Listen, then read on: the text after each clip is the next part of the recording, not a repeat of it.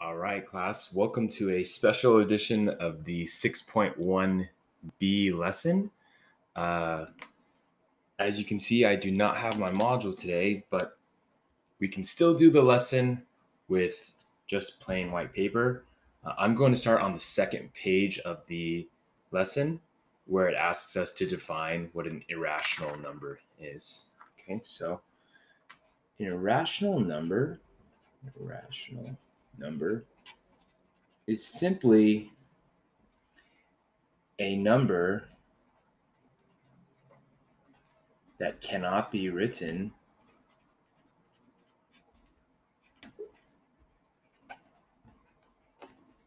as a fraction, right? Some of these numbers, obviously, when I think of an irrational number, I think of something that goes on forever and doesn't really have a pattern, ... Or it could be something like pi, right? Pi is an irrational number. And another one can also be pretty much like the square root of something that is not a perfect square. So the square root of 2, if you type that into the calculator, you will see that that is going to be, you can see it's 1.414213. It doesn't really have a pattern, and technically this number would not terminate, right? It would not stop, right? Square root of 3 is another example. Any square root that is not the square root of a perfect square would be an irrational number. Okay. Again, a perfect square would be something like the square root of 16. We know the square root of 16 would be 4. Something like the square root of 81, we know that that would be 9. So these are rational, even though they have roots, right? This is not rational because it's not a perfect square. Okay. All right, so this lesson has an interesting topic where it asks us to convert a repeating decimal into a fraction. Okay, so you may have seen this before. Like one of the most common repeating decimals is 0.3 repeated, right? We kind of, from our experience, we know that 0.3 repeated is obviously 0.333 ... And it does keep going with a pattern. You could put the line over all three of them, and you'd realize this is actually 3 over 9, which we know simplifies to 1/3. You may be familiar with other types of repeating decimals, like 1/6, right? If I type in 1/6, you may realize it's 0.16 with the bar only on the 6. From my memory, I've memorized what 1/6 is. 1/6 is 0.16666 repeating. So it would be 0.16666 like that. You can put a line over all of them, or you can even represent it like this. That's technically the same, right? And we know, from experience, we know that this is 1/6, right? But the question now is, how do we actually prove that this is equal to this as a decimal, 0.16 with a bar only on the 6 equals 1/6, and then 0.3 with a bar on top equals 1/3. So that's the theme of this video, really, and that's the theme of this lesson. So let's go ahead and let me show you the steps that you need to take to prove that 0.3 with a bar on top is really 1/3. So check this out. So let's start with the example in the lesson. Let's start with 0.5 repeated. What is that? How do we figure what that is? How do we calculate that as a fraction? Well, first, step 1. I'm going to write down the steps so you can really copy down the notes as well. Step 1 is to set x equal to your decimal, right? Set x equal to that, right? Whatever that you want to convert, set x equal to that. Notice, class, how the decimal is to the left of the 5 right now. We know that this would be 0.55555, etc., right? It would keep going. It's a repeating decimal. Well, what we really want to do, class, is we want to create a system of equations that allows us to kind of remove the repeating decimal part. So step 1 would be set x equal to 0.5 repeated. Then what we're going to do is we want the decimal to move one spot to the right of the last repeating portion of the decimal, right? Fortunately, because this only has one digit, we pretty much want to move it to the right of it. And in order to move the decimal one placeholder, we would have to multiply by 10, right? So step 2 would be to multiply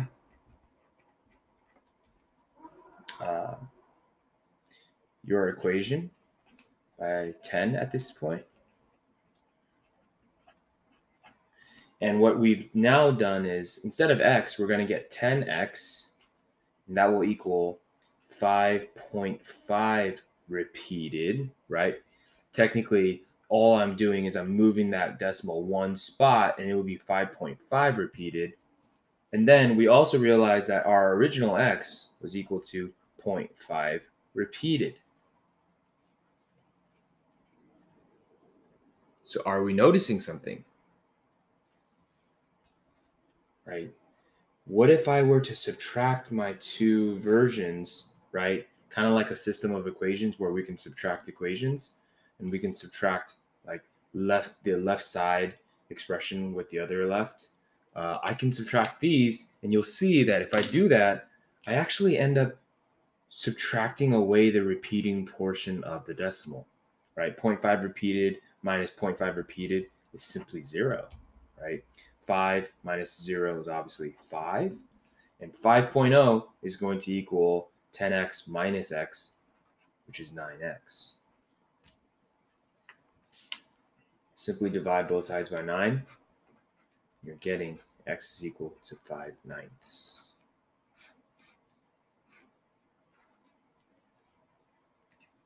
That seemed pretty easy, right? You may have heard in the past, a previous teacher may have taught you this, but anything with a repeating decimal usually has something to do with that number 9, right? So let's go ahead and take a look at all the repeating decimals that we're accustomed to seeing. 0.1 repeated is, what is that? 0.2 repeated, 0.3 repeated, 0.4 repeated, and 0.5 repeated. You'll actually realize something, class, that all of these are repeating decimals, and they're repeating over only one digit, right? So the kind of rhyme that you can remember is, if there's a line, put that number over 9, right? So there's a line, that's 1/9. There's a line over the 2, that's 2/9. There's a line over the 3, that's 3/9, which actually simplifies to 1/3. There's a line over the 4, 4/9. And there's a line over the 5, 5/9. Right? When it repeats, it's because it has something to do with the denominator being 9. Right? So what about something like this? Maybe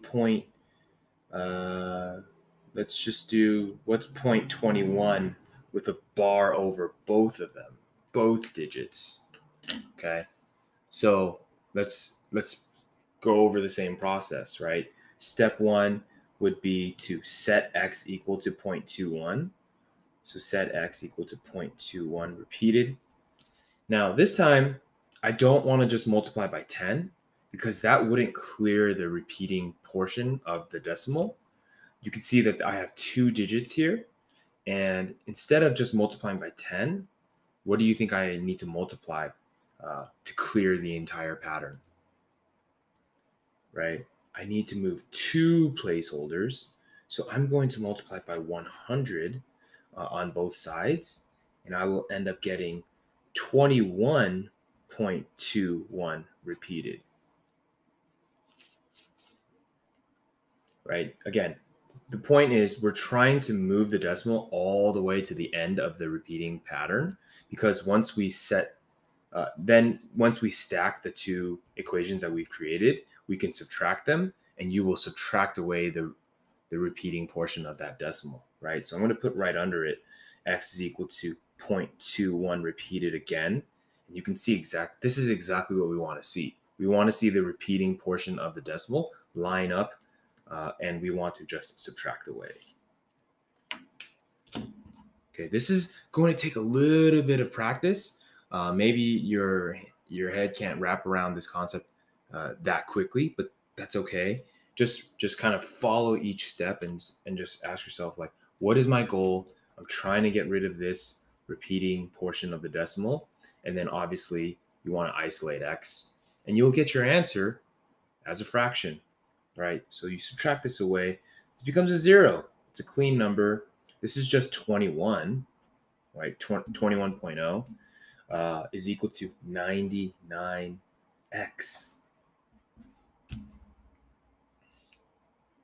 Now, some of us I already know what you're thinking. Like, wait, that actually makes sense because there's 2 digits and then now there's 2 nines. Okay. So is it 21 over 99? Well, obviously, class, you still have to simplify, right? You can't forget that a fraction must always be simplified.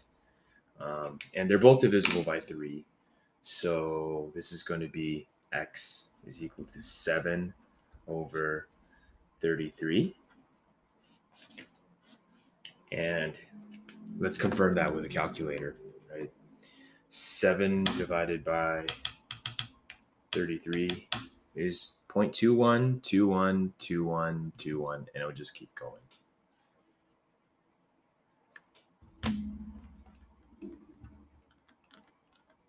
Okay, so hopefully that made some sense.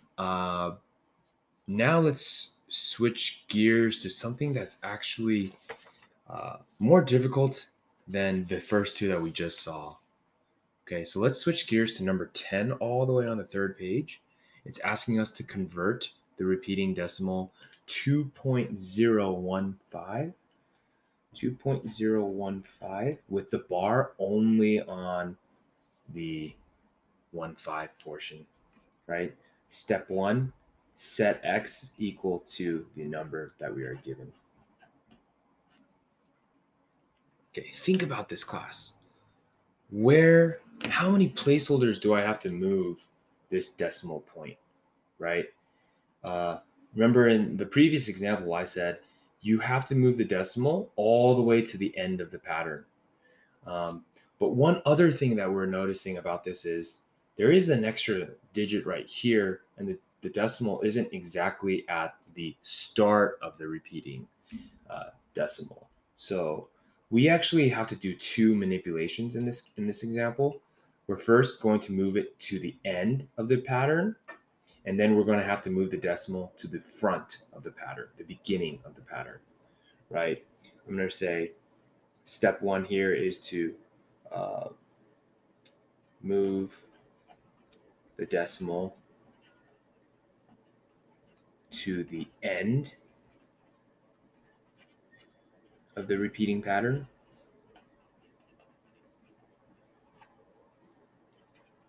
Right? And in this case, that means I'm going to have to move it 3 digits, 3 placeholders, 1, 2, 3 placeholders. So that's going to give me 1000x is equal to 2015.15 with a bar on top. And we're happy to see that. We're seeing it. We're seeing a version of the digit now where only the repeating portion of the original number is on the right side of that decimal. That makes us very happy, okay? So we moved 3 digits, and that's why we had to multiply by 1,000. Think about it, class. Remember, 10 to the third power is equal to 3 digits of moving, which is equal to 1,000. Okay, so the problem is, and hopefully this is making some sense, right? If I were to line up x equals 2.015 right now, this would look a little bad to put on the bottom, but if I were to line this up with this, it wouldn't work like we normally would, right? That wouldn't look good. I'll do it right now. It would look something like this, and that would not clear the repeating portion of the decimal that we want it to. So this is a problem. You can see that this is not going to work. So instead, step 2 is to now move the decimal from the original number, the original x, to the start of the repeating pattern, or the front of the repeating pattern. But I'm going to write start of the repeating pattern.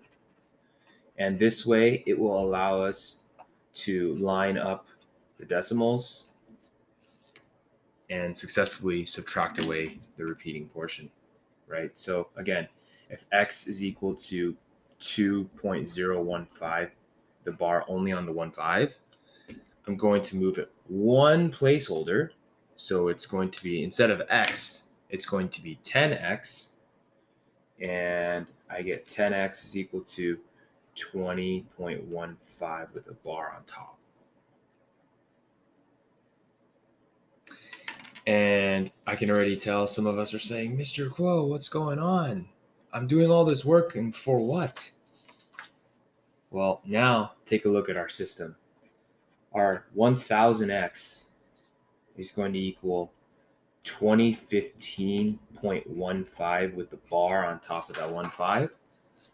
And then we're also going to have a 10x is going to equal 20.15 with a bar. And that's exactly what we want to see, class. We want to see the pattern, the repeating pattern of the decimal on the right side of the decimal. You don't want to leave any gaps. You don't want to leave any space. There cannot be a space right here, otherwise you won't really subtract away the repeating part, right? And we want to now subtract, and this makes us happy. We get 990x equals 2015.15. The repeating portions will subtract away. It's really 2015 minus 20, which is that 1995, right? And then your task is to successfully substitute. Oh, I'm sorry, wrong word again. Simplify this fraction, right? Why am I messing up on my words? They're both divisible by 5. So I'm going to use a calculator. 1995 divided by 5. And I should have known that too. 399. 990 divided by 5. That's 198. And something tells me that they're both divisible by 3 still, right? 399 is divisible by 3. And then 198, 1 plus 9 is 10. 10 plus 8 is 18. They're both divisible by 3. So this is going to be 133. And then this is going to be, is that 63? No, not 63. It's 66. So, wow. Yeah, 133 divided by 66. And then obviously you can say or, and 66 goes into 133 2 times, and there's 1 extra remaining, right? So that was our final answer. That was tough, class. Let's check that one more time. 133 divided by 66, and you'll see that 2015 2015151515, right? This was a tough question, class. I highly advise you to rewatch this video to see the steps into what I did. But yeah, practice makes perfect. We'll talk about this in class. And thanks for watching.